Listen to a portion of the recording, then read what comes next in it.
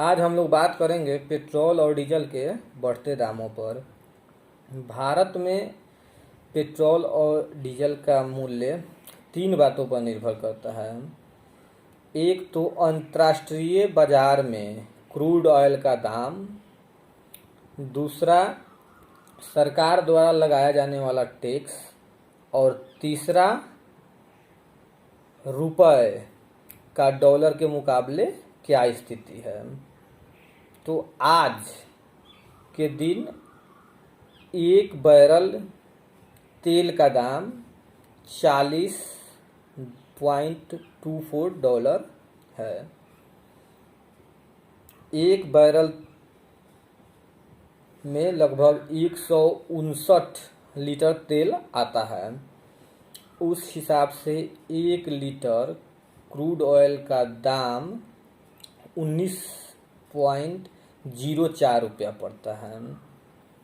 और हमारे देश में अभी लगभग एवरेज 80-81 रुपये प्रति लीटर डीजल और पेट्रोल दोनों के दाम चल रहे हैं।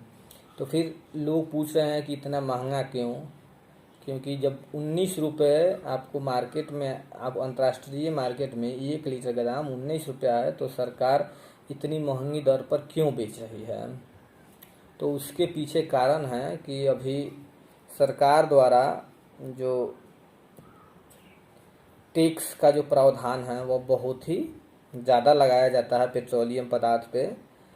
तो उसको लेकर मैं आइए डिटेल में आपको बताता हूँ।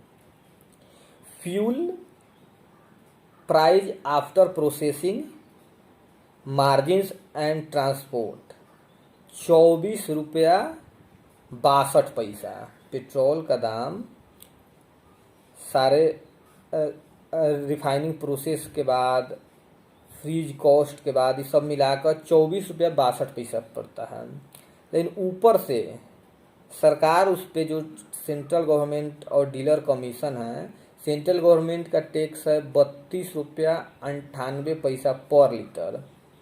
और आपको जो डीलर का कमीशन होता है, पेट्रोल पंप डीलर का, वह होता है 3 रुपया 6 पैसा पर लीटर। तो वह पूरा कॉस्ट आ जाता है वैट लगाने से पहले 61 रुपया 2 पैसा। उस पर अभी तत्काल 30% वैट लगता है आपको पेट्रोल पे, और डीजल पे 30% वैट के साथ कुछ एडिशनल सेस लगता है।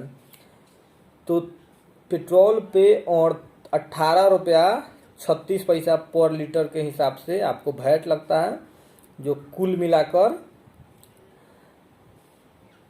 79 रुपया 56 पैसा पर लीटर हो जाता है। तो अभी तत्काल कोरोना से लड़ने के लिए सरकार ने पेट्रोल और डीजल पे टैक्स का जो हाई टैक्स कर दिया है, उस पे जो टैक्स है वह दिन प्रतिदिन बढ़ते जा रहा है। टैक्स का जो स्लैब है वह बढ़ा रहा है, इसलिए अभी पेट्रोल और डीजल का दाम बढ़ रहा है। मैं आपको बता दूं कि जून 2008 में अंतर्राष्ट्रीय मार्केट में अब तक सबसे ज़्यादा फॉर एवर क्रूड ऑयल का दाम 148.93 डॉलर प्रति बैरल था।